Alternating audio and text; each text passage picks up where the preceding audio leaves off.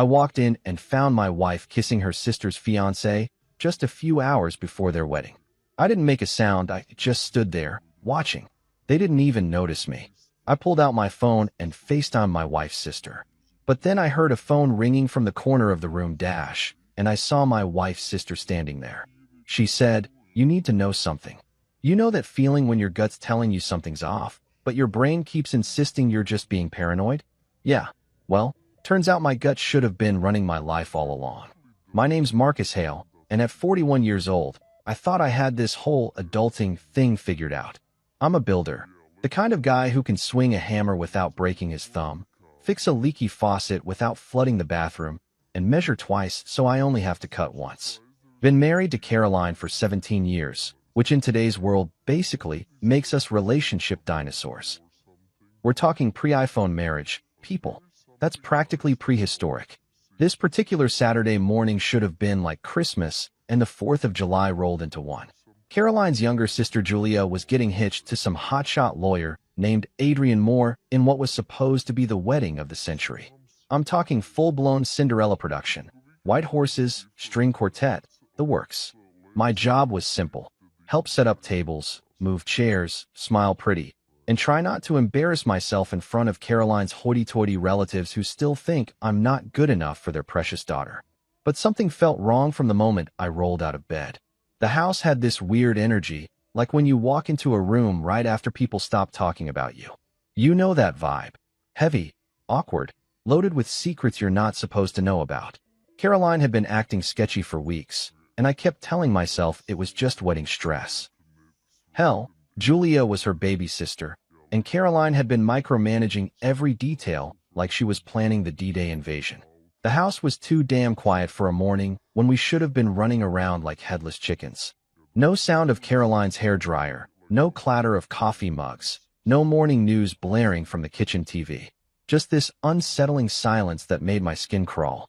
I padded down the hallway in my boxer shorts and old college t-shirt, calling out for Caroline like some clueless sitcom husband. That's when I heard it. Voices coming from the den. Soft, hushed, the kind of whispers that make your blood pressure spike because you know they're not meant for your ears. My first thought was maybe Caroline was on the phone with the wedding planner, dealing with some last-minute crisis. Maybe the flowers were wrong, or the caterer screwed up, or some bridesmaid had a wardrobe malfunction. Normal wedding drama stuff. I reached for the den door, and that's where my whole world went sideways faster than a trailer in a tornado. I opened that door, and I froze. Not the kind of freeze where you're surprised or startled. The kind where your entire nervous system just shuts down and refuses to process what your eyes are showing you. My wife Caroline, the woman I'd been sharing a bed with for 17 years, was pressed up against Adrian Moore like they were starring in some R-rated movie. And we're not talking about a friendly hug or a congratulatory peck on the cheek. This was full contact, hands tangled in hair, bodies pressed together kissing. The kind that makes you want to get a room, or at least check the ratings on whatever channel you accidentally stumbled onto. Adrian Moore, Julia's fiancé, the guy who was supposed to be marrying Caroline's little sister in less than 6 hours, had his hands all over my wife like he owned the damn place. Caroline was making these little sounds that I hadn't heard in years, certainly not directed at me. Her fingers were gripping the back of his neck like she was drowning, and he was her life preserver. My brain completely short-circuited. I mean, what the hell do you do in a situation like that? There's no handbook for what to do when you catch your wife making out with your future brother-in-law on the morning of his wedding. Hallmark doesn't make cards for that particular life event. I didn't breathe. Couldn't breathe. My lungs just stopped working like someone had unplugged them from the wall. My knuckles went white around my phone. Apparently, my hands had grabbed it without my brain's permission. The screen was lit up, and I realized I'd been about to call Caroline to ask where she was. The irony would have been hilarious if it wasn't so damn devastating. Standing there like a statue, I couldn't help but notice the details my contractor brain was cataloging against my will. The way Adrian's expensive suit jacket was wrinkled from Caroline's grabbing hands. How her makeup was smudged just slightly around the edges.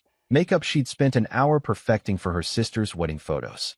The fact that they were doing this in our den, surrounded by family photos and the couch where Caroline and I used to watch Netflix together.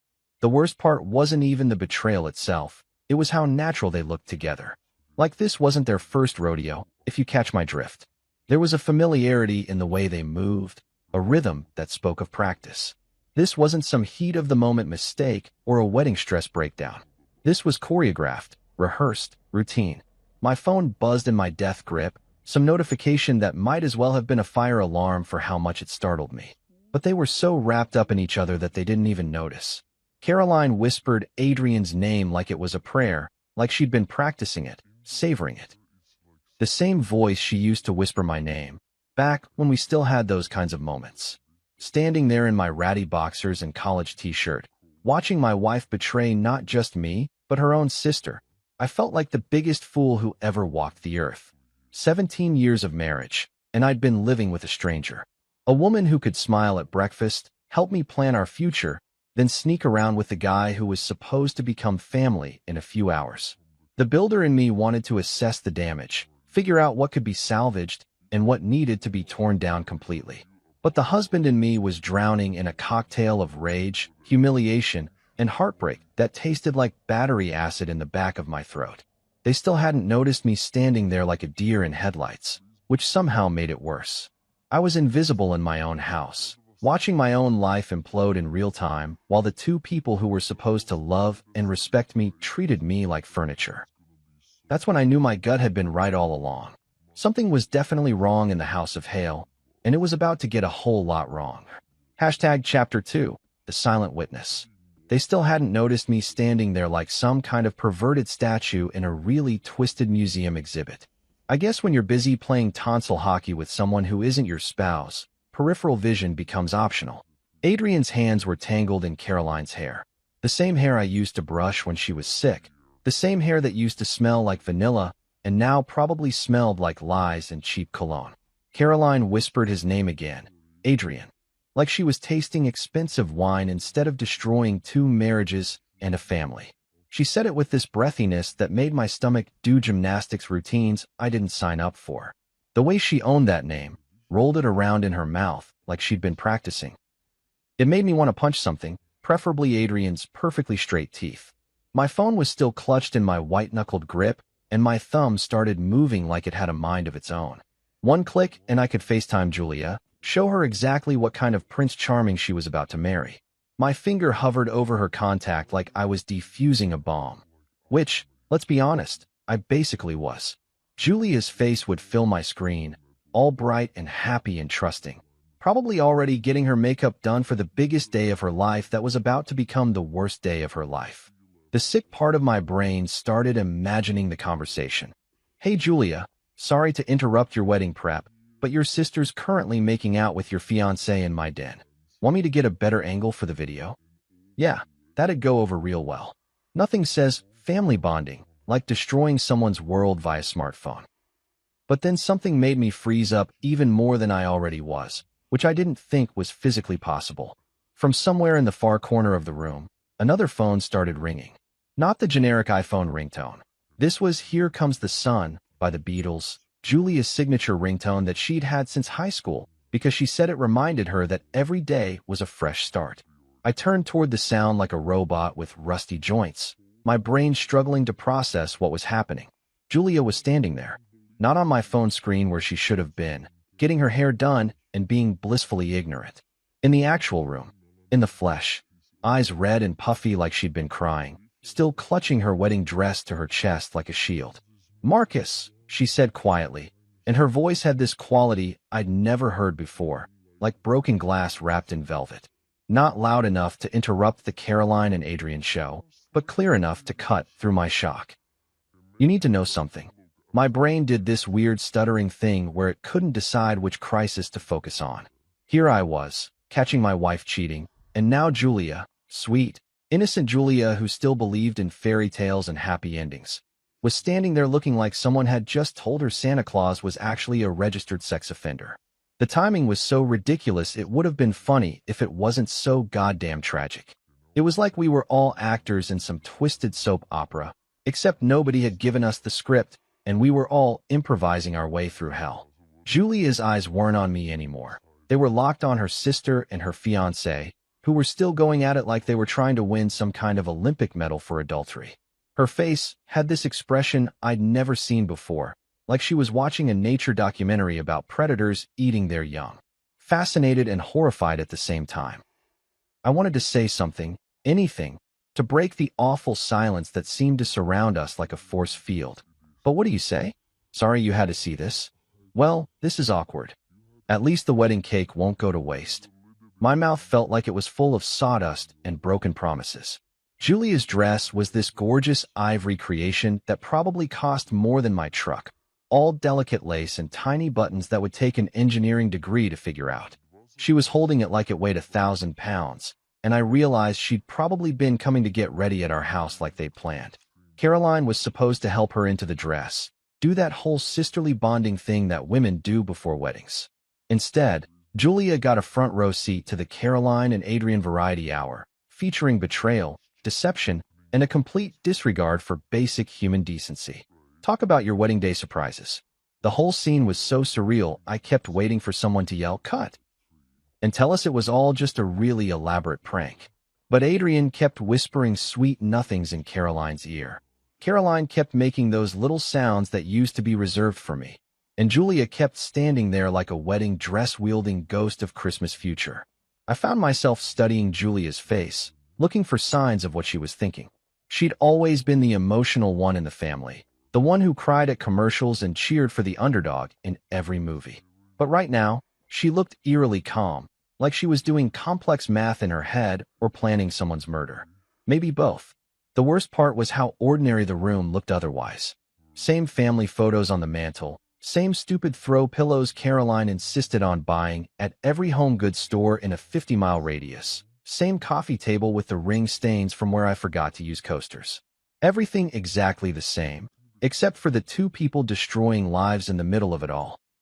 My legs started feeling like overcooked spaghetti, and I had to lean against the doorframe to keep from falling over. This was supposed to be Julia's perfect day, the day she'd been planning since she was 5 years old and decided she wanted to marry a prince. Instead, she was getting a masterclass in how the people you trust most can gut you like a fish without even having the decency to look sorry about it. Julia's breathing was shallow and controlled, like she was trying not to hyperventilate. Join the club, sweetheart. My own lungs felt like they were having an argument with my ribcage about whether or not they wanted to keep working. The irony was thicker than Caroline's makeup. Here we were, 3 people whose lives were imploding in real time, while the 2 people causing the implosion were completely oblivious to their audience. It was like being trapped in the world's most uncomfortable reality show, except instead of winning money, we all got to have our hearts ripped out on live television. Julia's eyes met mine across the room, and I saw something there that made my blood run cold. It wasn't just heartbreak or shock, it was recognition. Like she'd been expecting this, or at least expecting something like this. Like maybe she'd already known more than she was letting on. Hashtag Chapter 3, Julia's Revelation. Julia didn't scream. She didn't throw her wedding dress at them like some kind of lace projectile. She didn't even clear her throat to announce her presence, which honestly would have been my first move. Instead, she walked past me with this eerie calm that made the hair on the back of my neck stand up like I was watching a horror movie and the killer was about to make their grand entrance. She moved across the room like she was floating, her bare feet silent on the hardwood floor I'd installed myself 3 summers ago. When she reached the happy couple, and man, does that phrase taste like battery acid now, she just stood there and stared at them. Her lips were trembling, but her voice came out steady as a rock when she finally spoke. "How long?" she asked. Just 2 words, but they hit the room like a grenade going off in a library. Adrian jumped back from Caroline so fast you'd think she'd suddenly caught fire. His face went through about 6 different shades of pale before settling on, "Oh shit, I'm so screwed," white.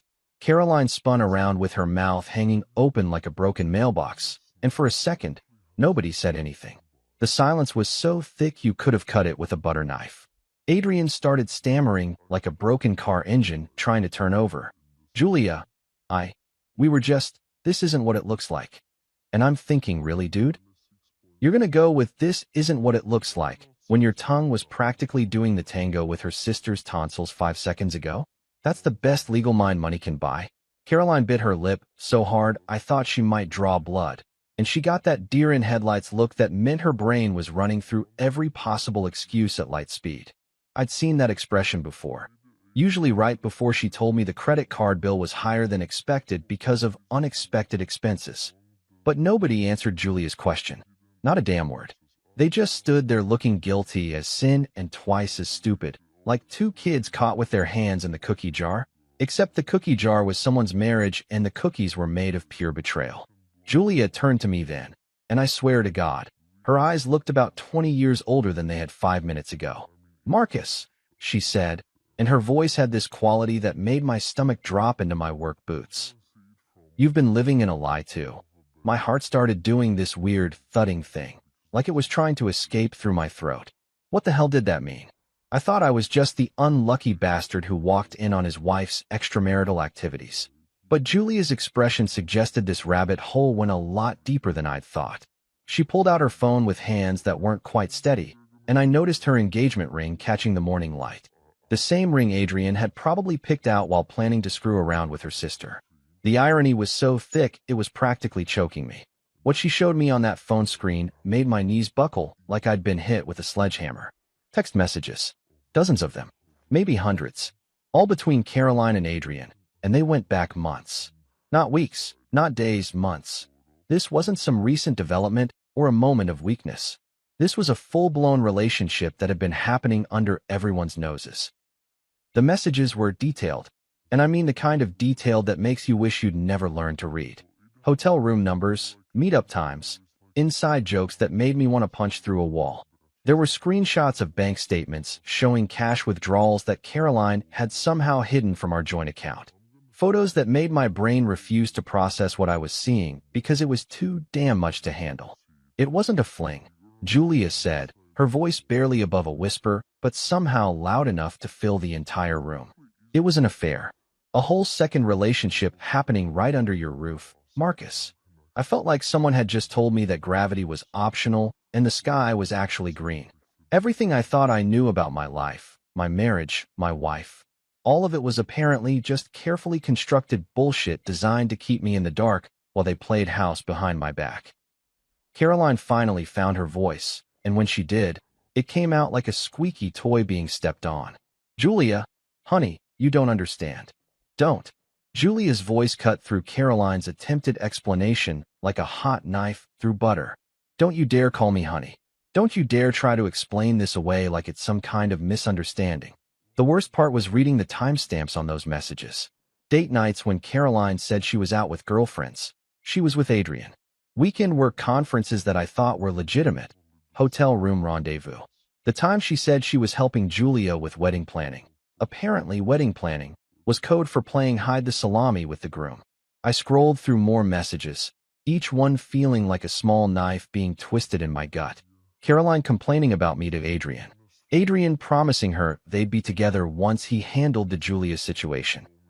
Caroline talking about our bedroom life like it was some kind of joke they shared. The business trips Adrian claimed he was taking for work? Half of them were romantic getaways with my wife. The cash withdrawals weren't for wedding expenses like Caroline had told me. They were funding hotel rooms and fancy dinners that I wasn't invited to. Julia's phone buzzed with a notification, and I saw the name at the top of her screen. Private investigator, Sarah Chun. My brain did another one of those stuttering things as I realized Julia hadn't just stumbled onto this information. She'd been building a case. "You hired a PI?" I asked, my voice coming out rougher than a gravel road. Julia nodded, and for the first time since she'd walked into this nightmare, I saw a flash of the sharp intelligence that had gotten her through law school before she decided to become a teacher instead. 3 weeks ago, I started noticing things. Caroline's sudden interest in my wedding details, Adrian's strange schedule changes, the way they looked at each other during family dinners. Sweet, naive Julia wasn't so naive after all. She'd been playing detective while the rest of us were playing house, and she'd uncovered enough evidence to bury both Caroline and Adrian in a scandal that would make the evening news look boring. The wedding was only hours away, less than 6, to be exact, but Julia wasn't talking about canceling it. Not yet, anyway, and that scared the hell out of me more than anything else that had happened in the last 20 minutes, which was saying something considering I'd just watched my entire life get flushed down the toilet like yesterday's fish dinner.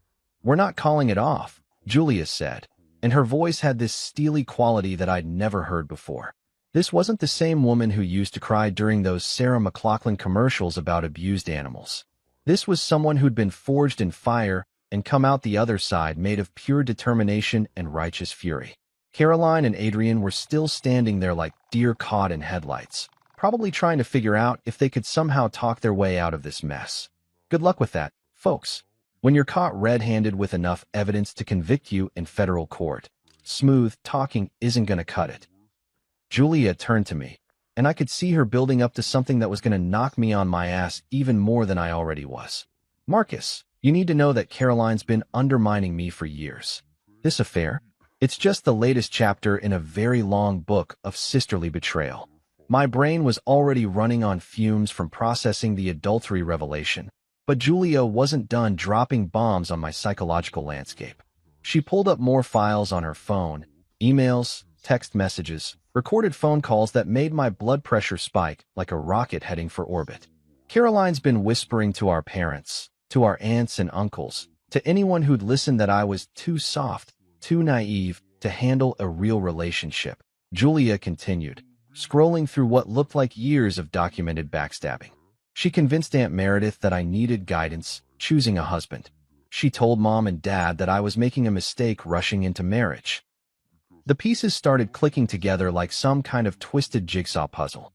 Caroline's sudden interest in Julia's relationship, the way she'd inserted herself into every wedding decision, her insistence on helping with everything from the guest list to the flower arrangements.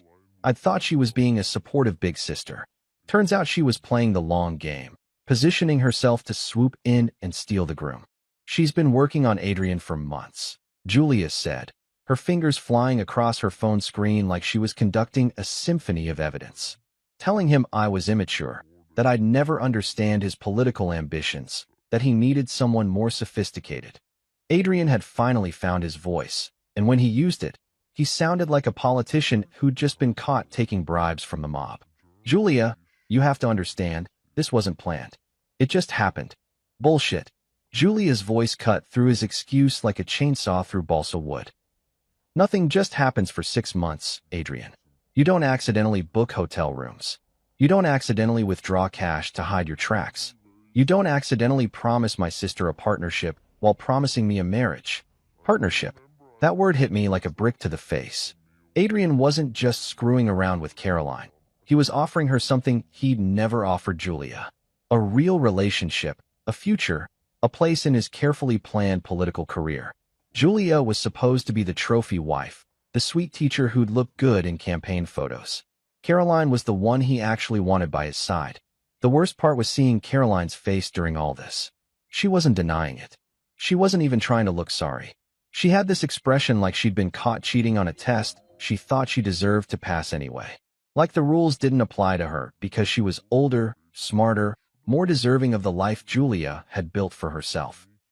"You promised Julia a partnership too, didn't you, Caroline?" I asked, my voice coming out rougher than sandpaper. All those late-night, wedding planning sessions were really job interviews for the position of Adrian's real wife.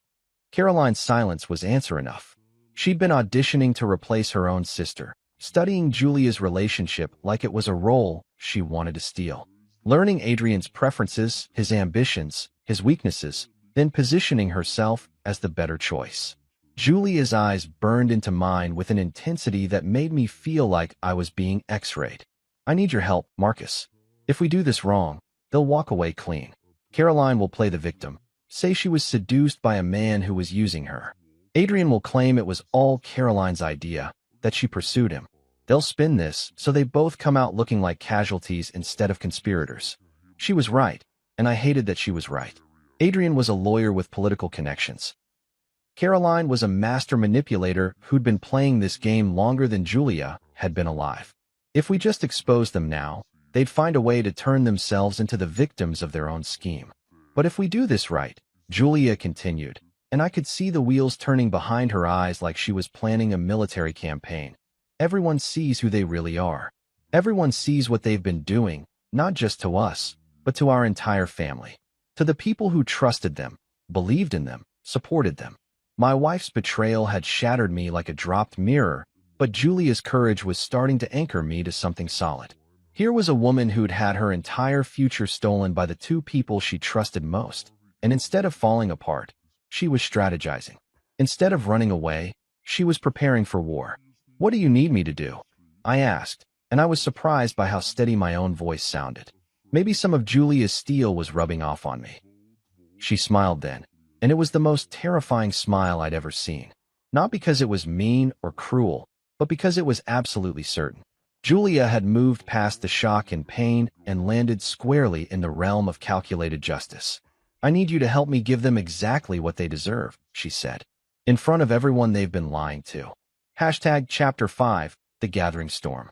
By noon, Riverside Estate looked like something straight out of a fairy tale, the kind where the princess gets her happily ever after, and everyone lives in blissful ignorance of the corruption rotting away at the kingdom's core.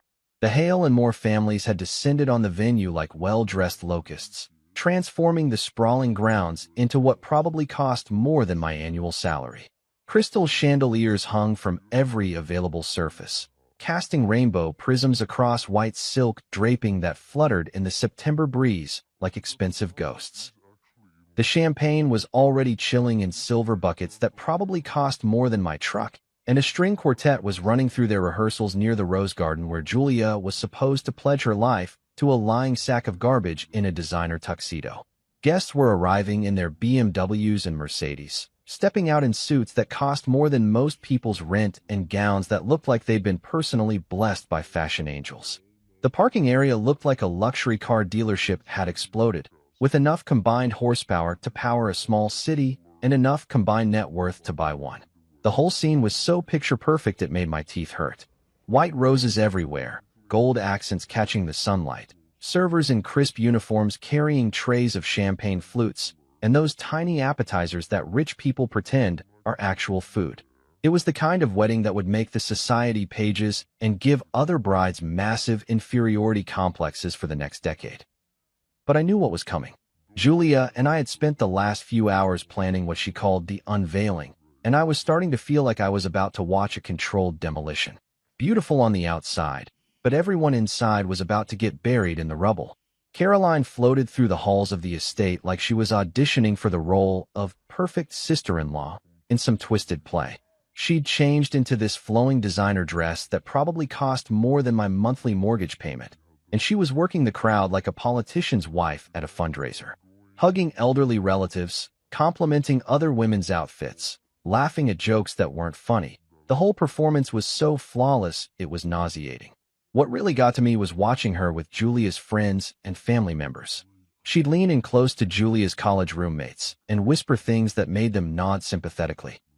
She'd pat Aunt Meredith's arm and make concerned faces while talking about supporting Julia through this transition.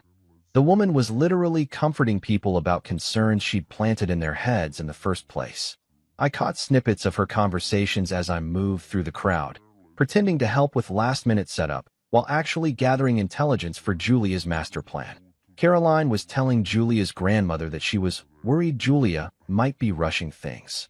She confided to Cousin Beth that Adrian seemed overwhelmed by Julia's emotional needs.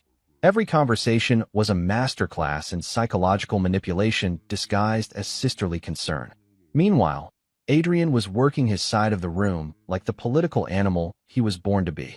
The guy had this way of making every conversation sound like he was running for office, which, knowing his ambitions, he probably would be in a few years.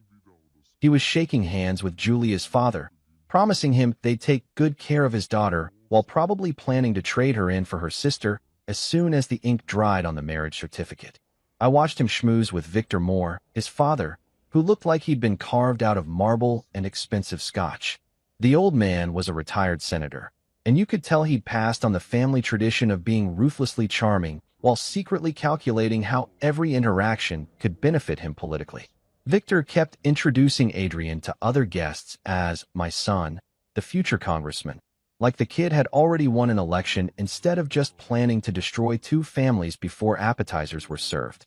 Camille Moore, Adrian's mother, was holding court near the champagne fountain, dispensing social wisdom to anyone within earshot, while looking like she'd been dipped in diamonds and preserved in ice. She had this way of complimenting people that somehow made them feel inferior, like telling Julia's aunt that her dress was so brave and commenting on how refreshing it was to see someone embrace their natural gray hair. The guest list read like a who's who of people with more money than sense and enough social standing to make or break reputations with a well-placed whisper. State representatives, federal judges, business executives, and enough old money to fund a small country's GDP. These weren't the kind of people you embarrassed lightly. They had the power to make your life very difficult if you crossed them. But that was exactly why Julia's plan was so brilliant. These people valued reputation above everything else. Their entire social structure was built on maintaining appearances and preserving the illusion of moral superiority. What we were about to do would shatter that illusion like a sledgehammer through a stained glass window. Dr. Owen Clark, the family friend who was supposed to officiate the ceremony, was wandering around with this beatific smile that made him look like a golden retriever who'd found a tennis ball factory. The guy was genuinely excited to be marrying off two people he thought were perfect for each other, completely oblivious to the fact that he was about to become an unwitting participant in the most spectacular wedding disaster since someone invented the phrase, "Speak now or forever hold your peace." I found myself studying the other guests, wondering how many of them had secrets of their own hidden behind their designer facades. The congressman's wife, who kept checking her phone for messages from someone who definitely wasn't her husband. The federal judge who'd had 3 martinis before 2 o'clock and was getting handsy with the catering staff. The business executive who was making deals during what was supposed to be a family celebration. Maybe that was why Caroline and Adrian thought they could get away with their scheme. In a crowd full of people hiding their own skeletons, what was one more closet full of bones? Julia appeared at my elbow like a designer-clad ghost, and I nearly jumped out of my skin. She'd been getting ready in one of the estate's guest suites, and seeing her in her wedding dress for the first time hit me like a punch to the solar plexus. She looked absolutely radiant, but there was something different about her smile. It was beautiful and terrifying at the same time, like watching a sunrise right before a hurricane. "How are we doing?" she asked quietly, her voice barely audible above the string quartet's rendition of some classical piece that probably had a name I couldn't pronounce. "Caroline's working the crowd like a pro," I reported, keeping my voice low even though we were surrounded by enough background noise to cover a small explosion. "She's got half your relatives convinced that you're making a mistake, and the other half thinking she's the most supportive sister in the history of family relationships." Julia nodded, her expression serene in a way that would have been reassuring if I didn't know what was coming. "And Adrian? Playing politician with everyone who has a pulse and a voting record," I said. "His parents are eating it up, and your dad looks like he's ready to campaign for the guy personally." We stood there for a moment, watching the elaborate dance of social interaction play out around us. Guests were mingling, servers were serving, musicians were musicianing, and everyone was completely oblivious to the fact that they were about to witness a spectacular implosion that would be talked about for generations. "You sure about this?" I asked, though I already knew the answer from the steel in her eyes. Julia's smile widened, and for a second, I saw a flash of the woman she was becoming. Someone who'd been forged in betrayal and emerged stronger, smarter, and absolutely ruthless when it came to protecting herself and the people she loved. "Marcus," she said, adjusting her veil with hands that were steadier than mine had been all day. "I've never been more sure of anything in my life." That's when I knew we weren't just going to expose Caroline and Adrian. We were going to absolutely destroy them in front of everyone who mattered, and Julia was going to look like a queen while she did it. The wedding was set to begin in less than 4 hours, and I could already feel the storm gathering.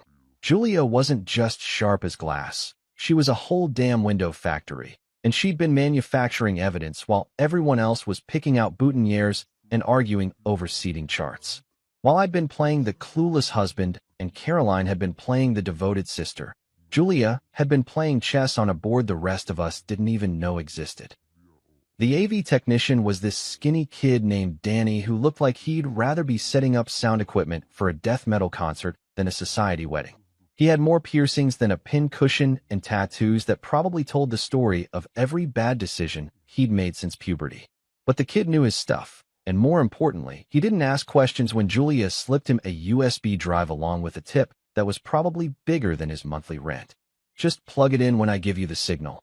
Julia had told him earlier, her voice sweet as pie and twice as dangerous. The presentation will run automatically. Don't stop it no matter what anyone says. Danny had nodded like she'd just asked him to play Here Comes the Bride, instead of essentially asking him to detonate a nuclear bomb in the middle of high society's biggest party of the year. The kid was either really professional or really didn't care about the drama he was about to unleash. Either way, he was our guy. The USB drive contained everything Julia's private investigator had dug up over the past 3 weeks, plus some additional materials that Julia had gathered herself with the kind of systematic thoroughness that would have impressed the FBI. Screenshots of text messages, hotel receipts, bank statements, photos that ranged from damning to downright pornographic, and video footage from security cameras that showed Caroline and Adrian in situations that definitely weren't covered in any sister-in-law handbook. But the real masterpiece was the timeline Julia had created. Month by month, week by week, sometimes day-by-day documentation of how Caroline had systematically undermined Julia's relationship while building her own with Adrian. It read like a psychological thriller written by someone with a PhD in manipulation and a minor in pure evil. My job was simple in theory, complicated as hell in practice. Keep Caroline calm and unsuspecting until the moment Julia was ready to drop the hammer. This meant smiling at my cheating wife, making small talk about flower arrangements, and pretending I didn't know she'd been playing hide the salami with the groom for the better part of a year. You look beautiful today, I told Caroline as she adjusted her dress for the 100th time, checking her reflection in every mirror and shiny surface like she was preparing for her close-up. Which, in a way, she was, just not the kind she was expecting. She beamed at me with that radiant smile that used to make my heart skip beats and now just made my stomach churn. Thank you, honey. I want everything to be perfect for Julia's big day. The irony was so thick I could have spread it on toast. Caroline wanting Julia's day to be perfect while simultaneously planning to steal the groom was like an arsonist offering to help with fire safety. But I smiled and nodded like the good, clueless husband I was supposed to be. Have you seen Adrian? She asked, and there was something in her voice. A little breathiness, a hint of anticipation, that made me want to throttle someone. Preferably Adrian, but Caroline was running a close second. He's making the rounds with his father, I said, which was true. Victor Moore had Adrian working the crowd like they were campaigning for office instead of celebrating a wedding. Politician in training, that one. Caroline's eyes got this dreamy look that I recognized from our early dating days. Except now it was aimed at someone else entirely. He's going to do such important work, she said, and I could practically hear her mentally rewriting her future from Marcus's wife to Congressman Moore's wife. Meanwhile, Julia was handling her side of the operation with the kind of cool precision that would have made James Bond jealous.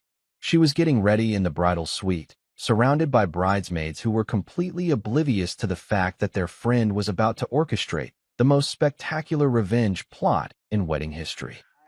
I checked in on her an hour ago, and she was sitting in front of the mirror while her maid of honor fussed with her hair, looking calm as a summer morning. But when our eyes met in the reflection, I saw something that made my blood pressure spike. Pure, calculated determination wrapped in white lace and pearls. How are you holding up? I'd asked, which was probably the stupidest question in the history of human communication. The woman had just discovered her sister was sleeping with her fiancé, and I was asking how she was holding up like she had a case of pre-wedding jitters. I'm exactly where I need to be, she'd answered, and the way she said it made me understand that Julia wasn't just planning to expose Caroline and Adrian. She was planning to destroy them so completely that they'd never recover from the fallout. The ceremony was set for 4 o'clock, which gave us about 2 hours to get everyone in position. The guests were already starting to take their seats in the rose garden, chattering excitedly about the beautiful day and the perfect couple. If they only knew they were about to witness the wedding equivalent of the Hindenburg disaster. I found myself studying Adrian as he worked the crowd, and I had to admit the bastard was good at what he did. He had this way of making everyone feel like they were the most important person in the room, at least until he moved on to the next mark. He was telling Julia's uncle about his plans for criminal justice reform while probably planning to commit fraud on a massive scale. The guy could sell ice to Eskimos and make them feel good about the purchase. But what really got to me was watching him with Julia's family. He was playing the devoted fiancé so perfectly that even I might have bought it if I hadn't seen him with his tongue down Caroline's throat a few hours ago. He hugged Julia's grandmother, complimented her cooking, promised to take good care of her granddaughter, all while planning to trade her in for the sister model as soon as possible. The wedding party was starting to gather for photos, and I could see the stress beginning to show around the edges of everyone's perfect facades. Caroline kept checking her phone, probably hoping for a last-minute text from Adrian. Julia's bridesmaids were fussing over every detail, making sure the day would be absolutely perfect. The groomsmen were already sampling the open bar, because apparently standing around in fancy suits was thirsty work. Dr. Owen Clark was reviewing his notes for the ceremony, probably going over the vows that Adrian was about to make while lying through his perfectly capped teeth. The old guy was so genuinely excited about marrying two people he thought were perfect for each other that I almost felt bad about what was coming. Almost. As 4 o'clock approached, I could feel the tension building like electricity in the air before a thunderstorm. Julia was about to walk down that aisle in front of everyone who mattered, and instead of saying, "I do," she was going to say, "I know exactly what you did, you lying piece of garbage." I caught Adrian's eye across the crowd and smiled at him, knowing it might be the last friendly expression he ever got from anyone in this family. He smiled back, probably thinking he'd gotten away with the perfect crime.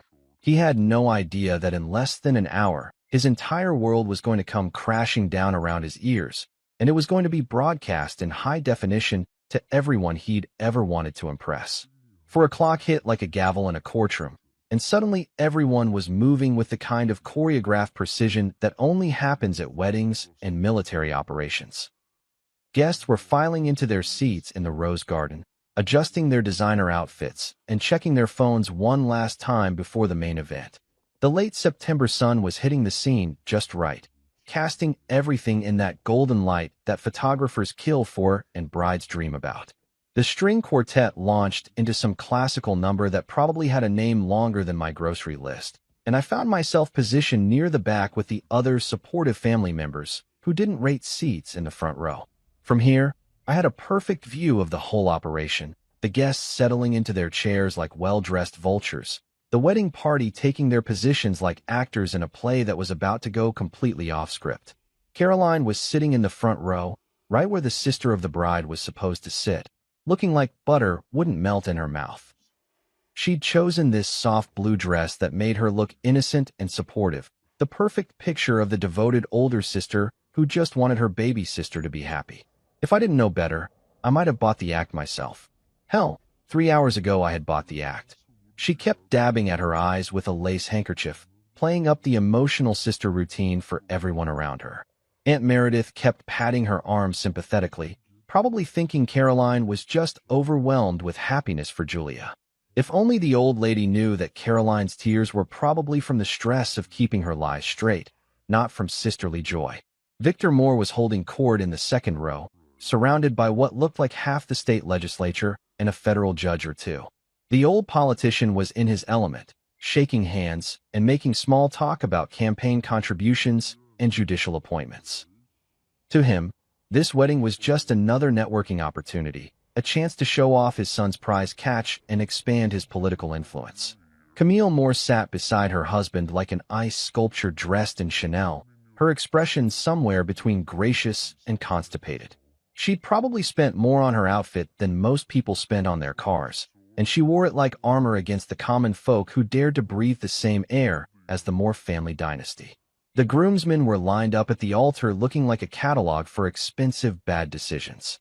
Adrian stood at the center, adjusted his tie for probably the 15th time, and flashed that million-dollar smile that had probably gotten him out of more trouble than a diplomatic immunity card. He looked confident, relaxed, like a man who was about to marry the woman of his dreams instead of settling for second choice, while planning to upgrade to the sister model as soon as legally possible. Dr. Owen Clark took his position at the altar with his worn leather Bible and that beatific smile that made him look like he'd been personally blessed by wedding angels. The guy was genuinely excited to be marrying two people he thought were perfect for each other, completely oblivious to the fact that he was about to become the unwitting officiant at the most spectacular relationship disaster since someone invented the phrase, "till death do us part." The music shifted, and I felt my stomach drop into my work boots. This was it, showtime. The bridesmaids started their procession down the aisle, each one looking like they'd stepped out of a bridal magazine. They moved in perfect synchronization, flowers perfectly positioned, smiles radiating the kind of joy that only comes from getting to wear a pretty dress and eat free food while watching someone else make a huge life decision. Julia's maid of honor, her college roommate Sarah, brought up the rear of the bridesmaid parade. I'd known Sarah for years, and she was usually the type who could spot drama from 3 counties away. But today she looked blissfully unaware that she was about to witness the wedding equivalent of a nuclear meltdown. She caught my eye and smiled, probably thinking I was just another proud family member getting emotional about the big day. Then the music changed again, and every head in the garden turned toward the back of the aisle. Here comes the bride, all dressed in white, and carrying enough explosive evidence to level half the state's political establishment. Julia appeared at the far end of the aisle like something out of a fairy tale, if fairy tales included revenge plots and systematic destruction of lying scumbags. Her dress was this flowing creation that probably cost more than my truck, all delicate lace and tiny pearls that caught the sunlight like stars. Her veil billowed behind her in the gentle breeze, and she carried a bouquet of white roses that looked innocent enough to fool everyone who didn't know what was coming. But I could see the difference. Where other brides looked nervous or excited or overwhelmed, Julia looked focused. Her smile was beautiful and terrifying at the same time, like watching a sunrise right before a hurricane. She moved down that aisle with the kind of purpose that comes from knowing exactly what you're about to do and being completely at peace with the consequences. The guests were all standing now, turning to watch the bride make her grand entrance. I heard the usual wedding murmurs, compliments about her dress, comments about how radiant she looked, speculation about how perfect she and Adrian were together. If they only knew they were about to find out exactly how perfect Adrian really was. Caroline was crying again, but from my angle, I could see something in her expression that made my blood run cold. She wasn't crying from joy or sisterly pride. She was crying because she knew this was probably the last time she'd ever see Julia look at her with anything other than complete disgust and betrayal. Adrian's face when he saw Julia walking toward him was a masterpiece of conflicted emotions. He was smiling that practiced politician smile, but there was something in his eyes, maybe guilt, maybe calculation, maybe just the realization that he was about to promise his life to one woman while planning to spend it with another. For a split second, he looked less like a confident groom and more like a man walking to his own execution. Julia reached the altar with the kind of grace that comes from knowing you hold all the cards in a game where everyone else thinks they're playing checkers. Dr. Owen beamed at her like she was his own daughter, and Adrian stepped forward to take her hand with all the enthusiasm of someone accepting a subpoena. "Dearly beloved, Dr. Owen began, his voice carrying across the garden with the authority of someone who'd performed this ceremony hundreds of times. "We are gathered here today to witness the union of Julia and Adrian in holy matrimony." Holy matrimony. The irony was so thick I could have built a house with it. There was nothing holy about what Adrian had been doing with Caroline, and the only thing getting united today was going to be the entire guest list in their shared shock and horror. Dr. Owen continued with the traditional opening, talking about love and commitment and the sacred bonds of marriage while Adrian stood there probably calculating his exit strategy, and Julia stood there looking like an angel of vengeance wrapped in white silk. "Marriage is a sacred institution," Dr. Owen intoned, "built on trust, honesty, and mutual respect." I had to bite my tongue to keep from laughing out loud. Trust, honesty, and mutual respect. 3 things that Adrian had about as much of as a politician had integrity, which is to say absolutely none. The ceremony progressed through the traditional readings and prayers, each word seeming to echo with ironic significance. When Dr. Owen talked about forsaking all others, I saw Adrian's jaw tighten slightly. When he mentioned honoring and cherishing, I caught Caroline shifting uncomfortably in her seat. When he spoke about the bonds that should never be broken, Julia's smile got a little sharper around the edges. Finally, Dr. Owen reached the moment that every wedding guest was waiting for, the part that would either seal the deal or blow everything to pieces. His voice carried across the silent garden as he asked the question that had probably been used to expose cheating spouses since weddings were invented. If anyone here has any reason why these two should not be joined in marriage, speak now or forever hold your peace. The garden went completely silent. Not just quiet. Silent in that way that only happens when 200 people all hold their breath at exactly the same time. Even the birds seemed to pause their singing, like they knew something big was about to happen. That's when Julia raised her hand. Not dramatically, not with a flourish, just a simple, elegant gesture that somehow commanded the attention of every person in that garden. "I do," she said, her voice clear and strong and absolutely certain. A ripple of confusion ran through the crowd. This wasn't how weddings were supposed to go. Brides didn't object to their own marriages. There was probably some kind of rule against it in the wedding handbook. But Julia wasn't done. She turned, not to Adrian, not to Dr. Owen, not even to the confused guests, but directly to the crowd of people who'd known her since she was born, who'd watched her grow up, who'd celebrated every milestone of her life. "Before I vow my life to this man," she said, her voice carrying across the garden like a bell tolling for the dead, "you all deserve to see who he truly is." And that's when Danny, the AV technician, bless his pierced and tattooed heart, flipped the switch that was about to turn this society wedding into the most spectacular train wreck in the history of high-class entertainment. The screen that had been set up for the wedding slideshow, you know, the kind that usually shows baby pictures and awkward prom photos, suddenly lit up like the 4th of July. Except instead of fireworks, we got front row seats to the Adrian and Caroline variety show. And let me tell you, it was a performance that would have made Hollywood producers weep with envy. The first image that popped up was a text message thread, blown up large enough for even Aunt Meredith's ancient eyes to read from the back row. Adrian's contact name in Caroline's phone wasn't future brother-in-law or Julia's fiancé.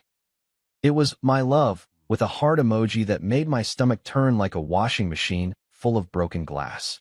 The timestamp showed the message was sent 3 days ago. "Can't wait until this charade is over and we can finally be together properly." Julia's so naive. She actually thinks I love her. You could have heard a pin drop in that garden. Hell, you could have heard a butterfly sneeze.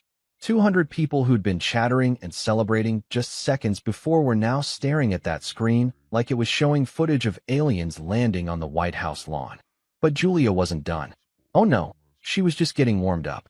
The next slide showed hotel receipts. Dozens of them, dating back 6 months, all charged to Adrian's credit card. The Ritz-Carlton, the Four Seasons, the Grand Hyatt. This guy had taste in his adultery venues, I'll give him that. Each receipt was for a weekend when Adrian had told Julia he was attending legal conferences or meeting with potential campaign donors. Caroline's face had gone whiter than her sister's wedding dress. She was gripping the edges of her chair so hard I thought she might snap the thing in half. But she still wasn't moving, wasn't running, wasn't doing anything except staring at that screen like she was watching her own execution in high definition. Adrian, on the other hand, was starting to panic. He turned toward the AV setup, probably planning to make a run for Danny and the equipment, but I was already moving. See, Julia had positioned me perfectly for this moment. I stepped into the aisle and crossed my arms, blocking his path like a bouncer at the world's most expensive nightclub. "Don't bother," I said, loud enough for the front rows to hear. "We already backed up the files. Hell, we probably uploaded them to the cloud while you were getting dressed." The third slide was a photo that made several of the older ladies in the audience audibly gasp. It wasn't pornographic. Julia had more class than that. But it was intimate enough to leave zero doubt about what was happening between Caroline and Adrian. They were in what looked like a hotel room, and Adrian was kissing Caroline's neck while she laughed with the kind of joy that should have been reserved for her own husband. Aunt Meredith, all 90 pounds of her, stood up so fast her cane hit the ground like a gavel. Her voice carried across the garden with the authority of someone who'd been the family matriarch since before most of these people were born. "Julia, is this real?" Julia's voice didn't waver, didn't shake, didn't show even a hint of the devastation she must have been feeling. "Every word, Aunt Meredith. Every photo. Every receipt. Every lie they've told us for the past 6 months. The fourth slide was a bank statement, Caroline's personal account that I'd never seen before. Withdrawals, deposits, transfers that painted a picture of a woman funding a secret relationship. Cash withdrawals of $300, $500, $800, always on the same days as Adrian's hotel receipts. She'd been paying for half their affair with money she'd somehow hidden from our joint finances. That's when I realized the full scope of what Caroline had done. She hadn't just betrayed Julia and me. She'd been living a completely double life, with secret accounts and hidden expenses and a level of deception that would have impressed professional con artists. The guests were starting to react now. Whispers were rippling through the crowd like wildfire, and people were pulling out their phones faster than gunslingers in the Old West. In the age of social media, a scandal this juicy wasn't going to stay contained to this garden for long. This was going viral before Adrian could even figure out his escape route. Victor Moore looked like someone had just told him his political dynasty was about to become a cautionary tale taught in ethics classes. The old senator was probably calculating how much damage control would cost and whether his son's political career was salvageable or if he'd have to cut his losses and pretend Adrian was adopted. Camille Moore had gone from ice sculpture to melting snowman, her perfectly composed facade cracking like cheap paint in the heat. She was staring at the screen with the kind of horror usually reserved for natural disasters and tax audits. The fifth slide was a video, security camera footage from one of their hotel encounters. Nothing explicit, just Adrian and Caroline walking into a hotel room together, holding hands like teenagers in love. But the timestamp showed it was taken on Julia's birthday, when Adrian had told her he was in court all day and Caroline had said she was shopping for Julia's present. That's when Caroline finally lost it. She leaped from her seat like someone had set her on fire, pointing at the screen and screaming loud enough to wake the dead in 3 counties. It's lies. All of it. This is fake. Julia's just jealous because Adrian chose me. And there it was, the truth finally coming out of Caroline's mouth like poison from a wound. She hadn't even tried to deny it. She'd gone straight to justifying it.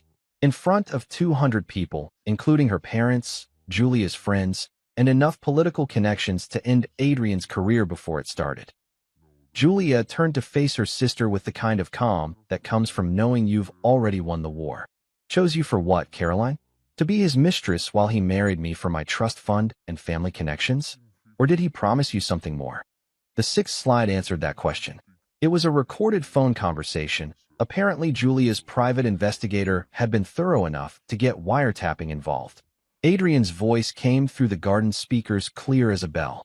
Once I'm married to Julia, I'll have access to the Hale family money and connections. Give me 2 years to establish myself politically, then we'll arrange a quiet divorce. You and I can be together openly, and I'll have the resources to run for Congress without depending on my father. The silence that followed was so complete it felt like the entire world had stopped breathing. Adrian's own words, laying out his plan to use Julia as a stepping stone to power and money, then discard her for her sister once he'd gotten what he needed. But the recording wasn't done.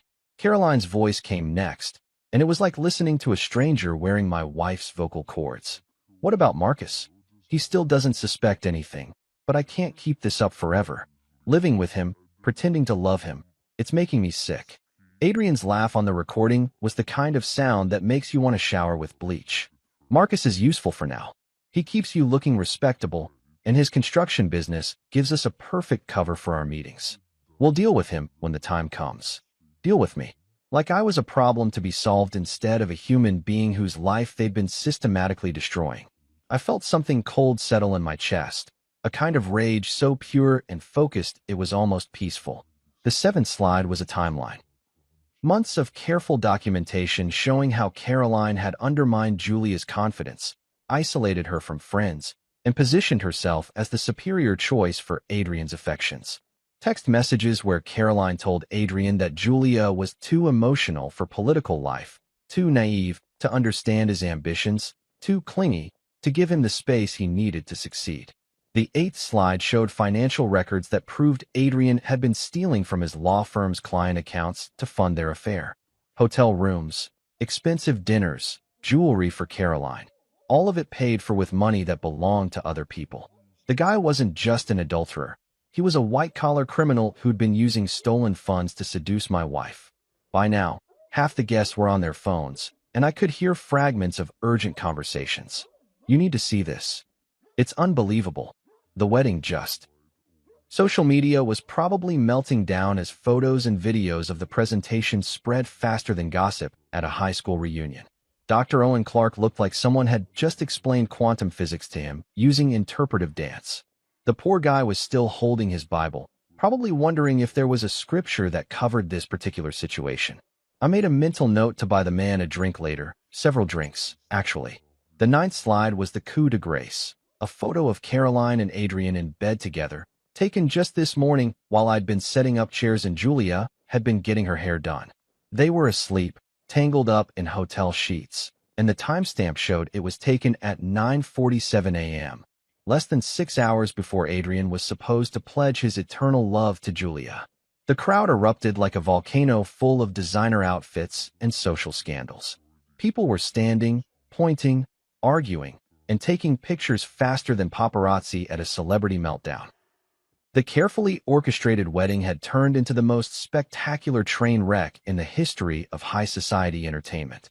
And through it all, Julia stood at that altar in her white dress, looking like an avenging angel who'd just delivered the most perfect justice the world had ever seen. She wasn't crying, wasn't screaming, wasn't breaking down. She was watching her betrayers get exactly what they deserved, and she looked absolutely radiant doing it. Caroline was still screaming, but now she was pointing at me like I was somehow responsible for her affair. Adrian had given up trying to reach the AV equipment and was just standing there like a deer in headlights, probably realizing that his political career had just been murdered in front of 200 witnesses. That's when Aunt Meredith's cane hit the ground again, and her voice cut through the chaos like a sword through silk. "Julia, honey, you come with me. The rest of you can all go to hell." The aftermath of Julia's presentation looked like what I imagined the fall of Rome might have been like, if Rome had been populated entirely by people wearing designer outfits and carrying smartphones. The carefully choreographed elegance of the wedding had dissolved into pure chaos, with guests clustering into groups that looked suspiciously like war councils planning their next moves in the social battlefield that used to be a rose garden. The Moore family was imploding faster than a condemned building. Victor Moore had gone from distinguished senator to damage control specialist in about 30 seconds flat, his political instincts kicking in like survival reflexes. He was already on his phone, probably calling every favor he'd ever been owed and some he hadn't, trying to figure out how to contain a scandal that was already spreading across social media like wildfire in a drought. "Adrian, get in the car. Now." Victor's voice carried the kind of authority that had probably intimidated senators and judges for decades, but his son just stood there like a broken robot, staring at the screen that was still cycling through the evidence of his spectacular moral failure. Camille Moore had completely abandoned her Ice Queen persona and was crying actual tears, not the elegant, single-tear kind you see in movies, but the ugly, mascara-streaking kind that comes from watching your family's reputation get flushed down the toilet in real time. She kept looking around the crowd like she was trying to figure out which guests might still take her calls after this disaster went public. But the real show was happening with Caroline. My wife, God, I still couldn't wrap my head around that phrase, had moved from screaming denial to full-blown meltdown mode. She was rushing toward me with the kind of desperation usually reserved for people whose parachutes don't open, her eyes wild with the realization that her carefully constructed double life had just been nuked from orbit. "Marcus, say something," she pleaded, grabbing my arm like I was a life preserver, and she was drowning in an ocean of her own lies. "Tell them it's fake. Tell them this is all some kind of misunderstanding." I looked down at this woman I'd shared a bed with for 17 years, who'd cooked dinner with me, planned vacations with me, talked about growing old together with me, and I felt absolutely nothing. Not anger, not heartbreak, not even disappointment, just a kind of empty clarity that comes from finally seeing someone for exactly who they really are. "You destroyed your sister's life," I said, my voice coming out steady and calm in a way that surprised me. "And mine. You want me to lie for you now? After everything you've done?" Caroline's face crumpled like a house of cards in a hurricane. "But I love you. I love Adrian. I love both of you. I was trying to find a way to make everyone happy. And there it was, the narcissistic delusion that had probably been driving her decisions all along. Caroline genuinely believed that she could have it all, that she deserved to have it all, and that everyone else should just adjust their lives to accommodate her desires. The idea that her actions might actually hurt people seemed to be a concept she'd never seriously considered. "You love us both?" I repeated, and I couldn't keep the incredulous laugh out of my voice. "Caroline, you were planning to divorce me as soon as Adrian got what he needed from Julia. That was on the recording. Your own voice saying that living with me made you sick." She collapsed onto the perfectly manicured grass like someone had cut her strings, her designer dress spreading around her like the petals of some poisonous flower. The sound she made wasn't quite crying and wasn't quite screaming. It was something raw and desperate that made several nearby guests take a step back. "I never meant for it to happen like this," she sobbed. But even in her breakdown, she was still trying to control the narrative, still trying to position herself as the victim of circumstances instead of the architect of disaster. Meanwhile, Julia was handling the chaos around her with the kind of grace that would have made diplomats jealous. She wasn't gloating or throwing insults or doing any of the things I probably would have done in her situation. She was just standing there in her wedding dress, accepting condolences and support from guests who were finally seeing the truth that had been hidden right in front of them. Aunt Meredith had appointed herself as Julia's personal bodyguard, her cane becoming a weapon of social warfare as she cleared a path through the crowd of confused and gossiping guests. The old lady was 90 pounds of pure fury wrapped in an expensive dress, and watching her in action was like seeing a masterclass in how to destroy someone's reputation using nothing but sharp words and strategic silence. 60 years I've known that girl," Aunt Meredith was saying to anyone within earshot, referring to Caroline like she was discussing a particularly disappointing investment. 60 years, and I never saw this coming. But Julia saw it. Smart girl, that one. Too smart to let herself be destroyed by jealous snakes. The guests were dividing into camps faster than politicians during election season. Team Julia was growing by the minute, as people who'd known both sisters their whole lives started remembering incidents that suddenly made a lot more sense. Caroline's subtle put-downs, her way of undermining Julia's confidence, her insistence on being involved in every aspect of Julia's relationship with Adrian. Team Caroline was, well, it was pretty much just Caroline's parents, and even they looked like they were considering switching sides. Her mother kept wringing her hands and asking how this could have happened, like adultery was some kind of natural disaster that had randomly struck their family instead of a series of deliberate choices made by her daughter. The wedding vendors were having their own crisis meetings. The photographer was still taking pictures, probably figuring this would make one hell of a portfolio piece. The caterers were standing around looking confused, like they'd prepared for a celebration and accidentally showed up to a public execution. The string quartet had stopped playing entirely, which was probably for the best since there really isn't a classical piece that's appropriate for watching someone's life implode in real time. Dr. Owen Clark was still standing at the altar with his Bible, looking like he'd just witnessed the apocalypse and wasn't sure if he was supposed to perform last rites or call the police. The poor guy had probably officiated hundreds of weddings, but I was willing to bet this was his first one that included documentary evidence of felony fraud and adultery. Adrian was finally starting to move, but instead of heading toward Caroline or trying to explain himself to the crowd, he was making a beeline for the parking area. The coward was actually trying to abandon ship, leaving Caroline to face the music alone while he ran for cover like the spineless piece of garbage he'd always been. But Victor Moore wasn't having it. The old senator grabbed his son's arm with the kind of grip that probably came from decades of arm twisting in Washington politics. "You're not going anywhere until we figure out how to handle this mess," he hissed, loud enough for half the front row to hear. "Handle it?" Adrian's voice cracked like a teenager's. "Dad, they have everything. Hotel receipts, bank records, recordings. There's nothing to handle.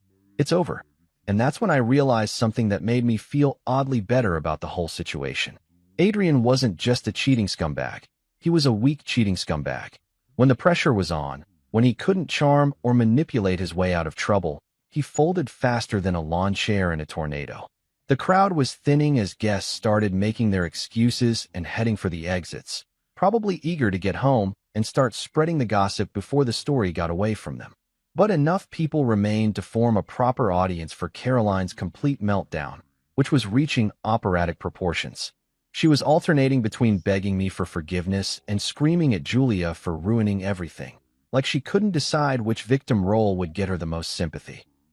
At one point, she actually tried to claim that Julia had somehow seduced Adrian away from her, which was so backwards it would have been funny if it wasn't so pathetic.